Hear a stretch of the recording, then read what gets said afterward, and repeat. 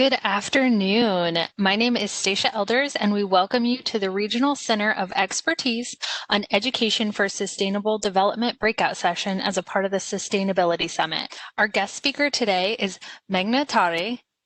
As Arlington's first Chief Sustainability Officer, Meghna works collaboratively to foster partnerships among academic, research, and operational departments at UT Arlington. She leads institutional sustainability efforts in support of the UT Arlington 2020 Strategic Plan, Bold Solutions, Global Impact. She also works to address opportunities to promote sustainability in energy efficiency, resource conservation, waste management, transportation, education, outreach, community engagement, supporting and encouraging student initiatives, and implementing an interdisciplinary and sustainable focused curriculum. Meghna also serves and represents UTA on several advisory boards. And with that, I will hand it over to you, Meghna. Thank you so much, Stacey. It's so weird to talk to a screen and not see the participants in person. I hope everybody can see me all right. It's been a crazy 3-day watching your TV screen, so bear with me for another hour. Good afternoon. Thank you so much for joining this session. I can see that there are 12 participants, 10 or 12 participants in this session. 2 of them I know. Hey, Gary, I'm waving at you. So my talk today is about the Regional Center of Expertise, also known as RCE, which is focused on education for sustainable development at a regional scale. But before I do that, I quickly wanted to introduce myself. Thank you, Stacey, for the introduction. So here is my contact information in case I forget to bring it up at the end of the presentation. I've been with UTA for 11 years. I work as their Chief Sustainability Officer. And like Stacey said, it's a profile which includes everything from sustainability and operations on campus to a little bit of strategy planning for UTA, and also a lot of community engagement and collaboration, which is embedded in the strategic plan for UTA. So trying to not just incorporate sustainability within the boundaries of UTA, but outside as well. And I feel really privileged and happy that so many North Texans who are working and attending this session today are interested in what UTA has to offer in terms of sustainability. So thank you for taking the time to be here. So I'm going to start from the beginning because most of the times I assume, and it's my mistake, that people understand what education for sustainable development is or what the UN SDGs are.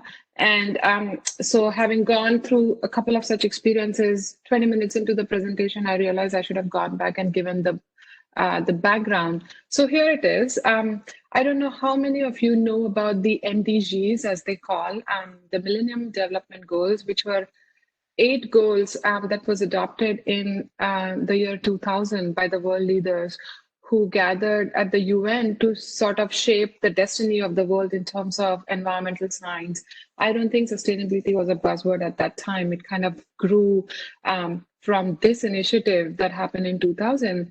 And so the idea was for the world leaders to get together and see how can you sustain the planet long term. And I think in 2000, there were so many issues that were impacting people around the world. Hunger was one of them. So poverty was a really big focus of these groups. Child mortality, improving the quality of life for women, and also HIV and AIDS. This was the time when that was prevalent in underdeveloped country. And so this was the idea of the world leaders, like, let's get together and focus on these 8 goals, right? And so they decided to do that for 15 years. The idea was we'll work on this in a systemic way with a developed framework in which included a lot of data tracking for 15 years. And it was called the MDG framework. And in my presentation, I've included a YouTube link for a video which talks about the goals, but I didn't want to show you. So I'm going to exit out of my PowerPoint and show you the website link. Can everybody, I hope everyone can see my screen okay. I know it's not that big, but this link is also in the PowerPoint presentation. And this is sort of the progress report that was put forward by UN to show what was achieved in those 15 years of adopting the MDGs. And so for every goal that was worked on to eradicate poverty, primary education, empowering women, child mortality, improving the health of mothers across the world, combating HIV and AIDS. And as you can see, goal number 7 was sustainability was just a very small part of this big framework. It was just a very broad statement that said ensure environmental sustainability. And then there was a global partnership for development goal, right? So the UN kind of worked on these 8 goals for 15 years, and then they listed the progress to say, well, we achieved this, we did not achieve this. But it was there's some criticism of the MDGs, but I'm not going to go into that. I'm not talking about anything negative today. So they did achieve a lot of reduction in poverty, and I'm very glad they did that because it set the stage for what happened next, right? So the success of those 15 years kind of empowered them or gave them the confidence that, well, we can pick up from where we started and expand and build upon it, right? So in 2012, there was a UN conference on sustainable development in Rio de Janeiro, which is called the Rio 20. And at that time, the world leaders decided, well, the MDG was successful, but it did not consider an environmental issues, right? So as I said, goal number 7 was ensure environmental sustainability, which is a very small part. And so they said, well, we are not paying attention to climate change, greenhouse gas emissions, access to clean drinking water, or even water quality going forward. It's just very broad, which is more focused on poverty and equality. And so they said that we need to work on something that is sustainable development, which is not just the relationship between nature and society, but also the third pillar of sustainability, economic dimension that came into play. And so they built upon the MDG to come up with the SDG, which is what you know as the UN Sustainable Development Goals or the global goals for sustainable development. So as you can see, they had 17 goals, and some of them they picked from the MDGs, like you can see the reduced inequality, gender equality, peace and justice, and no poverty, which is why no poverty is their number 1 goal, because that was a very strong focus of MDGs. And so they came about these 17 goals, which are called as the UN SDG, which was adopted in 2015. And I'm going to show you the website for that. And so if you go to this website, United Nations website, you can click on every goal and it will show you the details of how many. I think there are 167 targets for all the 17 goals, 69 targets. So it will show for every goal that there are 7 targets, how many publications, how many actions have been taken across the world, what kind of events has happened. So based on your interest or area of research or expertise, you can go to every goal to find out. And there are lots of documents that have been published to show the case studies for what has been done in various regions across the world. All those documents are available on the UN websites. And I have a few of those. If anybody would like, I can share the PDF with Stacy. So the UN adopted the SDGs, and that is sort of the center point of our presentation today. And embedded in the regional center of expertise, right? But the reason the SDGs are so important and key, and people pay attention to them a lot, because they are very integrated. They are not in silos like the MDGs were. The 2030 SDG goals, they kind of focus on people, which is the well-being of people, which is inclusive of equality and poverty and access to education. They focus on the planet, which is the water, life below water, and so the Earth's ecosystem. It focuses on prosperity, because you do want people to increase their standard of living with time. And so economic and innovation is an important part of the SDGs. And I think partnership and peace, we all know we need peace, right? So I'm very impressed that they decided to include peace, because it generally is as an assumption in everything that happens. And so peace was a very strong focus. and was partnership. So by partnership, it was more for international collaboration, but also building partnerships at a very small local and regional level. And so each goal, I think, is important because all of them are, let me go back,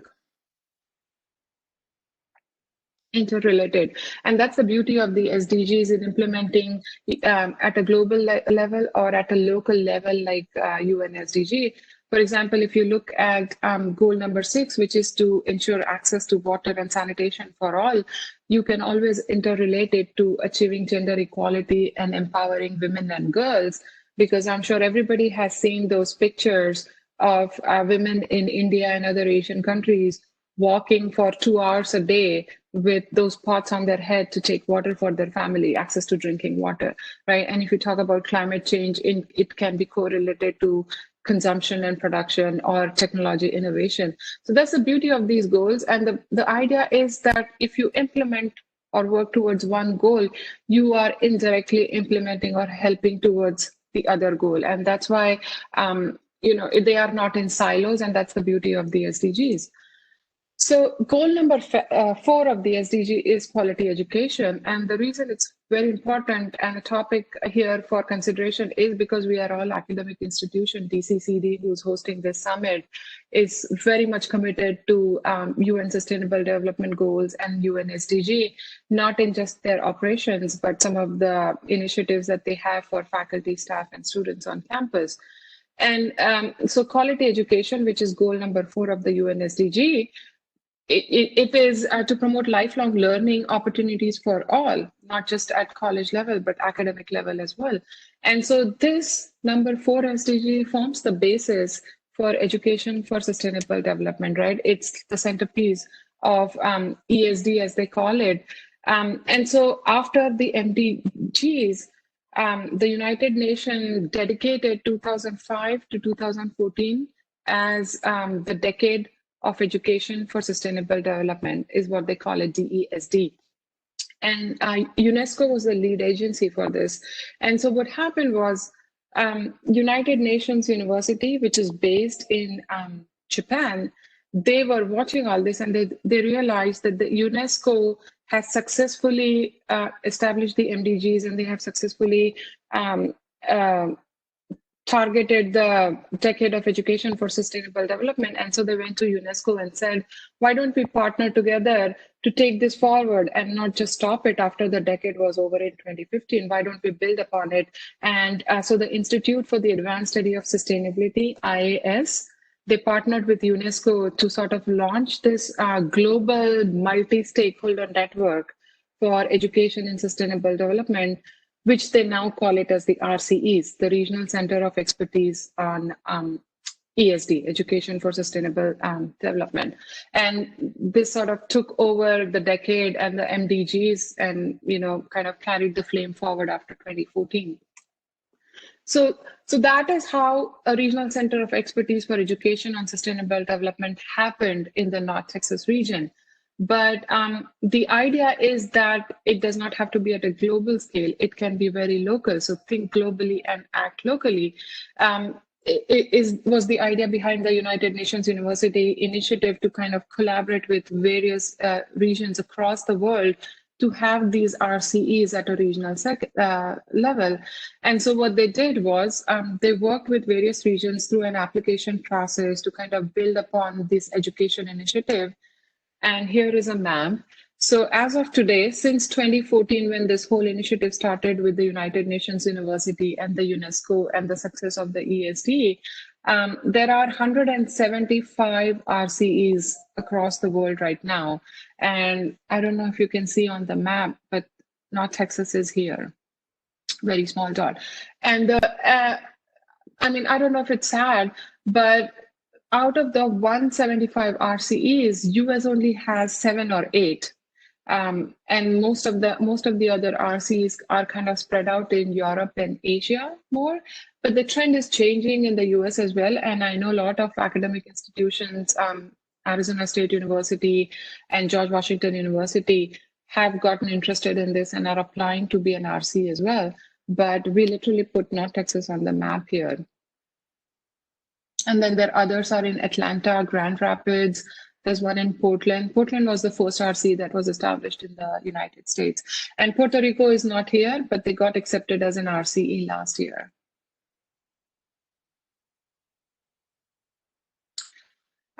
So the timeline for getting something like this was not easy, and the work was not easy as well, because the success of every RCE is dependent on the stakeholders that you bring to the table, right? And so the idea is the more people you have, the more you are able to move the needle on sustainable development in the region. So I learned about this at a ASHE conference that I attended in 2017.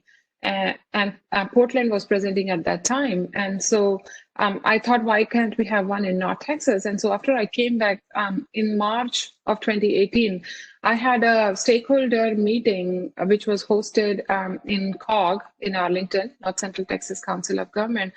And we had almost 70 sustainability leaders from North Texas region who attended the session, because I think curiosity was one thing, but I think everybody was also struggling on implementing various initiatives at an organizational level. So they were kind of excited of this idea of having a global framework to work on sustainable development in the region.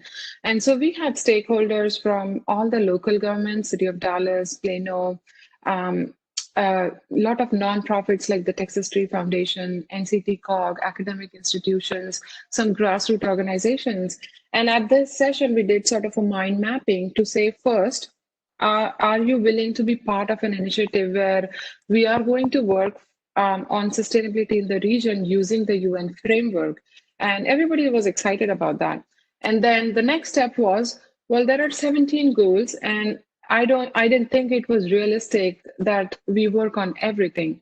So we did did breakout rooms or small groups of, I think, 8.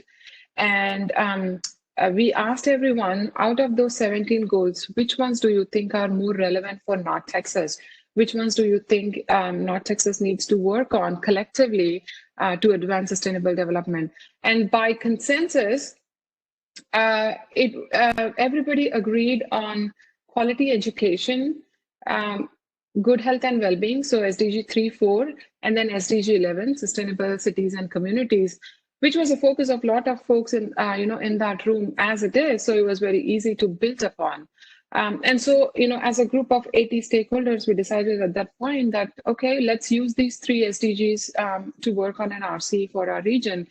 And so then using those stakeholders, I drafted an application, which I sent to the United Nations.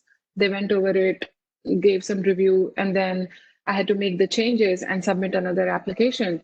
But it's easy to say I did one application and I did the final application. What happened in those 8 months was a lot of collaboration, was a lot of meetings that happened at UTA.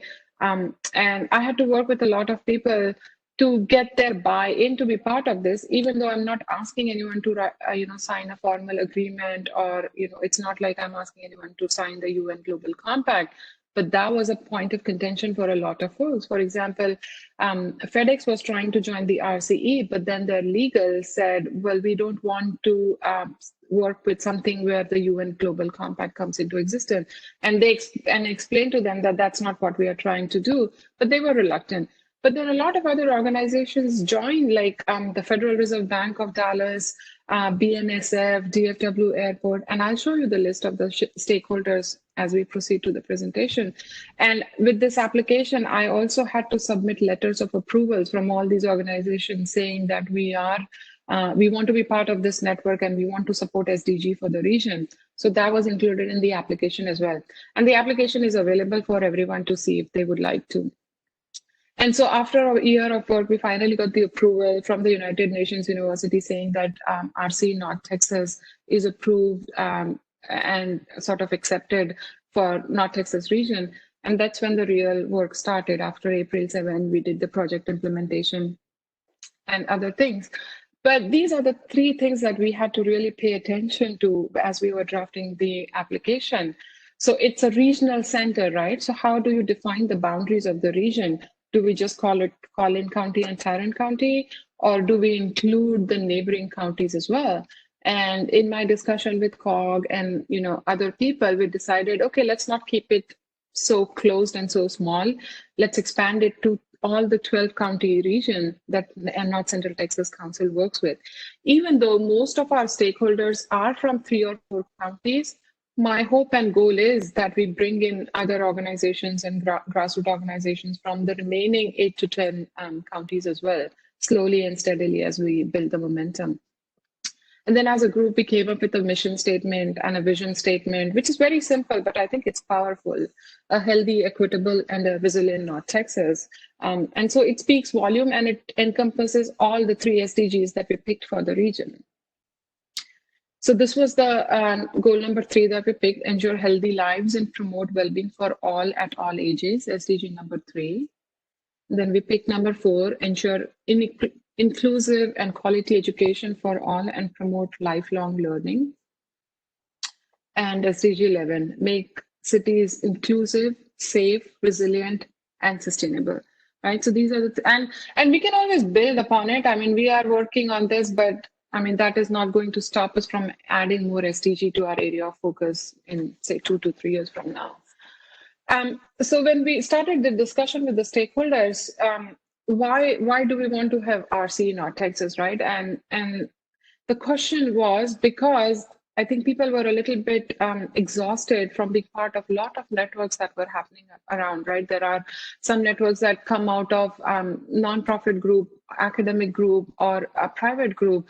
And so people were like, why do I want to sign up to be part of another network and attend more meetings?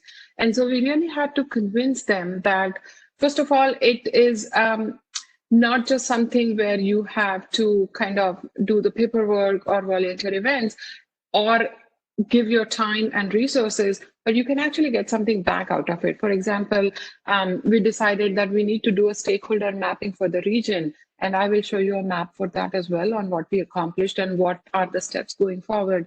And then we decided that we need to have a little bit more collaboration, education, and training, and I'll show you examples of that as well. And then conferences and meetings. Why is it that GCCD is organizing this summit and all of you are taking time on a Friday afternoon to attend, right? Because you care about it and you want to learn what others are offering. And so that's the goal of the RCE. And going forward, we are going to do that, have like an annual summit where everybody can come and participate and learn about the 3 SDGs.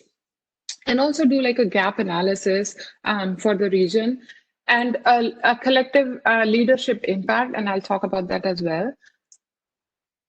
So the organization structure for the RCE, because it can be just one organization with 80 people, because that would lead to a lot of chaos. And so just like everybody else or every other organization, we decided that we would have an advisory board, which we have not done it.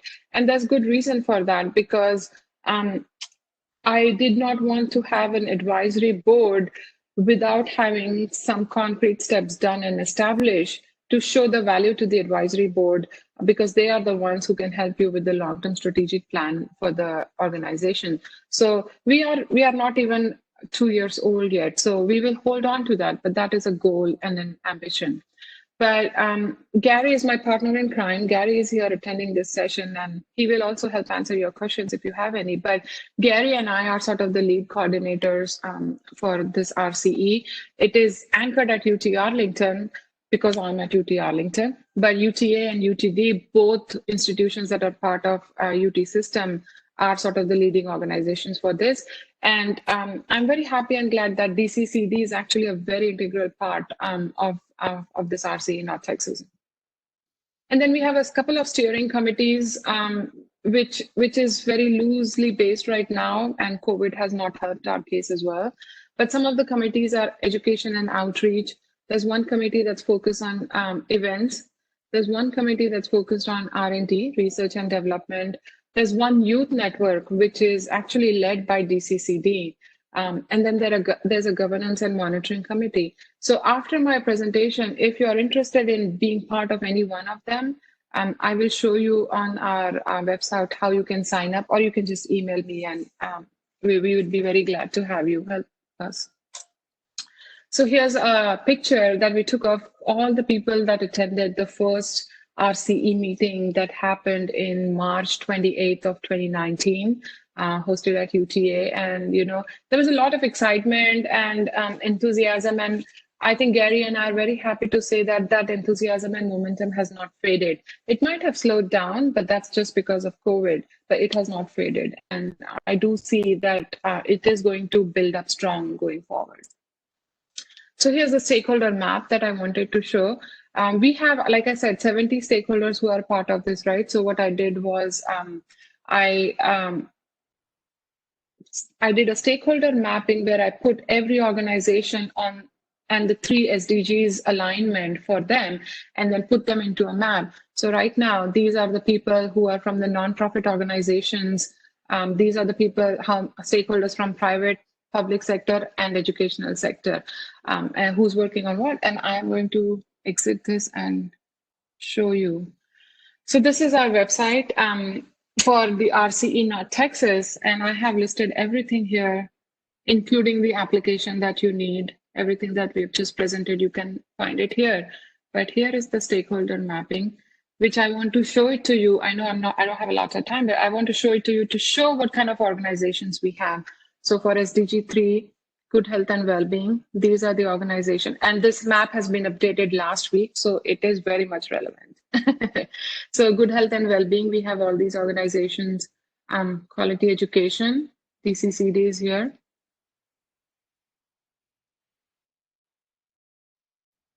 For sustainable cities and communities, SDG 11, a lot of folks. So you can see we have DART, Climate Reality Project, a lot of local governments, Environmental Defense Fund, the Wellman Project, which is a very interesting project out of Fort Worth, TRWD, Schneider Electric, Parkland Hospital. We have BNSF, Toyota is here, SMU Hunt Institute, and this keeps building up. So, every 3 months, we have been adding new stakeholders to this group. Right. So I also wanted to brag about a few things. As part of the RCE, we have submitted a couple of projects to the United Nations, and we have received a couple of awards. Well, not couple, but one of them. I'm expecting another one this year because I submitted another project for a award. But the RCE Recognition Award, so one of the NSF-funded conferences that we had at UTA was awarded a flagship project for Life on Land, Sustainable Development Goal 15. And there's another project that I submitted for this year for again, Life on Land. Hopefully we get that one too. But if you are curious, we have listed all of this information. So if you go to the project page on the RC's website, we have listed all the projects and you can download the report. So Gary did a project with North Texas Food Bank and the YLE ISD Food Waste Initiative, and that information is listed here. We did a project with a nonprofit organization called Trinity Coalition, which is based out of Fort Worth. And they found out about the RCE and they said, well, you have all the resources of organization, but also people. So can you help us? And what they wanted to do was they wanted to develop a water quality report card for the Trinity to kind of tell people that the water is good enough for recreational uses. So they actually paid $10,000 for a graduate student assistant to be hired at UTA, and she did the work for 6 months. And we did a lot of presentations to COG and the Tarrant Regional Water District and the Water Resource Council at COG, and everybody was impressed, and they all liked this project so much that now we are applying for funding to build upon this and expand it. And so I'm not going to click download because those are very heavy files, including PowerPoints, and this session will crash. But do go to that download link and find out about the initiative. And so, those who are in audience, I can't tell who you are, but if you have a project that you would like some help, not just from students, but even experts in the area, reach out to us and we would love to help you out as part of the RCE, because that was the idea of forming this organization, to move the needle for sustainable development using the UN SDG framework. And this is the project that I've submitted for another award to the UNU this year, and I'm keeping my fingers crossed and being very optimistic about it. But communication and outreach is an integral part of any organization. And I believe that if people don't know about it, they will never be part of it. Just like, what you cannot measure, you cannot manage. What you can tell, you cannot get the buy-in. And so we have every quarterly newsletters that goes out, which includes, success stories about our partners, a lot of events, including DCCD, and op-eds by a few of our stakeholders. And so check it out. It's also available on the website under newsletters. And then the youth network. So because we are talking about education for sustainable development, and we are all in the business of education, I think it's very important to bring the youth into the conversation, because they are the ones who are going to carry it forward. They are ones who are going to build upon it. And so the youth network is actually embedded and led by Brandon, which many of you know, with Gary's help, at Dallas County Community College District. And I don't know if Ariana is in the session today, but there are a few initiatives that have been going on for the youth network. And we also did a presentation for the RCE Americas meeting that just happened last month, which was a regional meeting where we presented about what the youth network is doing for the RCE North Texas. And there are a lot of virtual conferences that happen, not because of COVID, but that has been the trend before too, because the RCs of the Americas include South America, North America, and Central America. And so it's easier for everyone to participate if it's virtual without having to spend the travel dollars, where, we have youth from the various RCEs who come and present their work. And what I'm working with the RCE Global is kind of having an exchange program. So if, say, students from UTD or UNT or UT or Dallas County Community College District, they want to go on an exchange program with a focus on sustainability or environmental science, we will partner them with the global RCE, wherever it is that they are planning to go, and connect them with the people there. So it is not a very random process, but they can engage with the RC in that region, and they can help them out and help them with the project and kind of increase the engagement. So we are working on that kind of an exchange program going forward, and I hope it works out, because I think then the study abroad programs, which are key programs at various organizations like UTA, UTD, UNT, and SMU, can incorporate the RCE network into their teaching as well. And I want to leave some time for a Q&A. That's my contact information.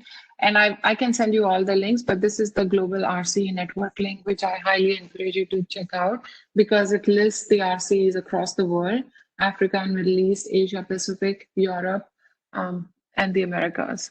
And you can go to any RCE and find out the details about any RCE. And this page, we update it on a very regular basis with all the projects and initiatives.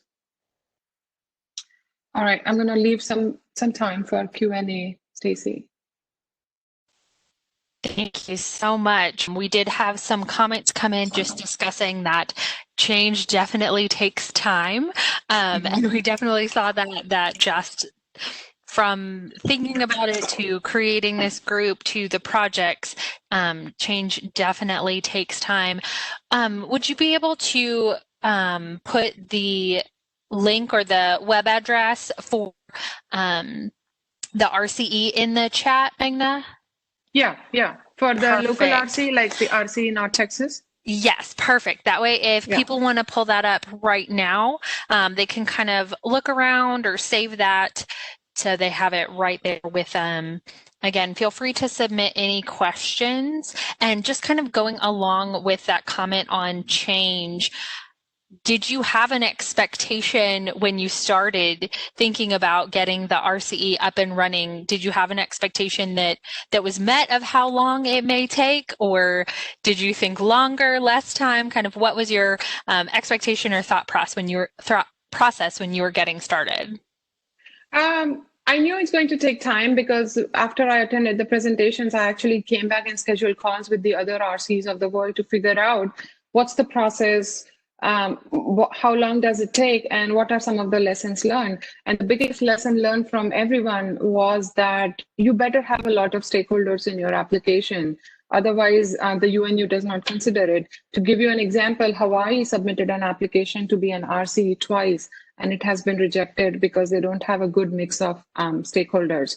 And when the UNU actually did a review of application, they actually sent a message, sort of in the approval letter, that your RC is the only one that has a lot of private sector participation, which does not happen a lot with other RCEs.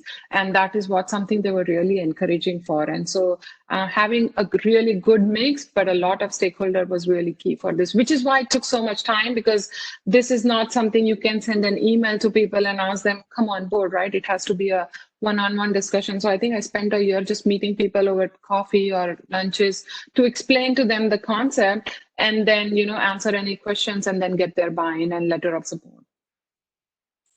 Wow, definitely a lot of time and effort doing one-on-ones for sure. And meeting with people one-on-one, did you use suggestions that you got from other RCEs of what stakeholders to kind of start targeting first, or kind of how did the process work to get those stakeholders on board?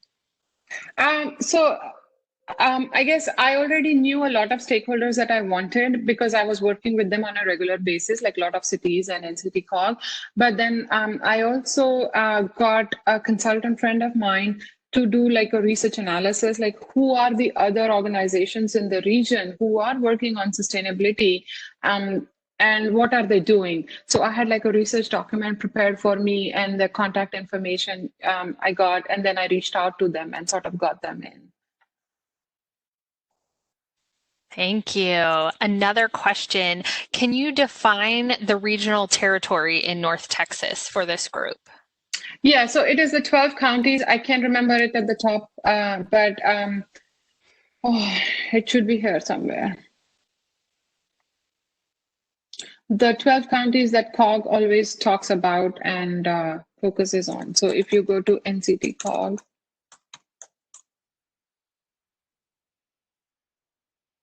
and I don't know if they have a map here, but that tells me that I should include all those counties in my information. So let's see if I have it here.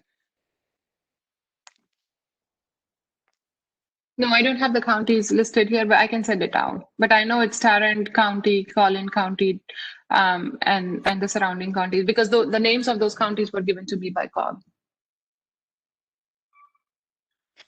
Thank you. Yeah, there's always more information, always things changing for sure.